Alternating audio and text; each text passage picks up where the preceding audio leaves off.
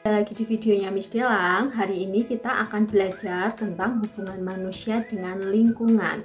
Nah, sudah siap pembelajaran hari ini? Siapkan bukunya, kita mulai ya. Yang pertama, manusia dengan lingkungan memiliki hubungan ketergantungan yang sangat erat. Manusia perlu melestarikan lingkungan karena lingkungan menyediakan sumber daya alam yang dapat digunakan manusia untuk memenuhi kebutuhan hidup. Selain itu, lingkungan mempunyai daya dukung terhadap kehidupan manusia.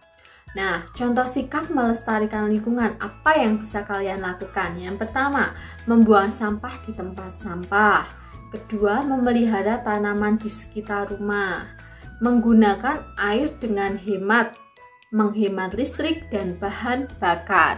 Oke, nah setelah belajar tentang lingkungan, kita akan belajar tentang kenampaan alam di Indonesia dan kegiatan ekonomi penduduknya. Oke, kita mulai dari dataran rendah. Dataran rendah merupakan wilayah daratan yang memiliki ketinggian 0-500 meter di atas permukaan laut. Dataran rendah cocok untuk area pertanian, perkebunan, peternakan, perumahan, industri, dan perkantoran. Kegiatan ekonomi di dataran rendah beragam, mulai dari beternak, dagang, dan menjadi pegawai kantor.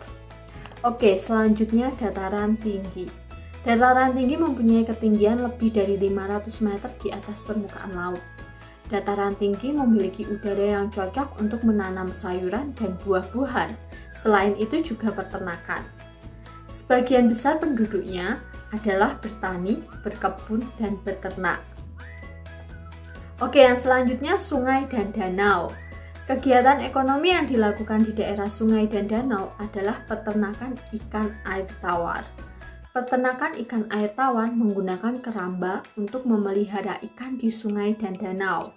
Di beberapa daerah, sungai juga digunakan untuk tempat perdagangan. Kalian pernah mendengar pasar apung? Nah, sungai dan danau juga digunakan untuk tempat perdagangan.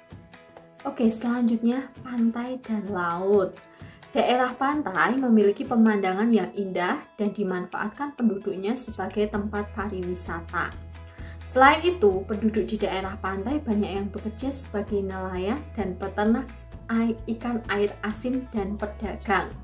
Oke, nah tadi kita sudah belajar beberapa daerah. Tahukah kamu sumber daya alam itu dibedakan menjadi berapa? Ya, dibedakan menjadi 3 ya. Sumber daya alam kekal, sumber daya alam yang dapat diperbarui, dan sumber daya alam yang tidak dapat diperbarui.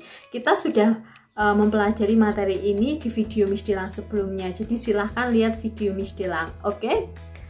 Nah, tugas hari ini silahkan kerjakan halaman 51, bagian pertanyaan nomor 1 dan 5. Bagian ayo berlatih, silahkan ditulis soalnya. Setelah itu kalian membaca halaman 55-57 dan mengerjakan halaman 57 ayo berlatih dengan menulis soalnya. Oke, tugas hari ini ada 2, semangat belajar di rumah, tetap semangat, tetap bahagia di rumah. Sampai ketemu di video Miss Delang selanjutnya. Dadah!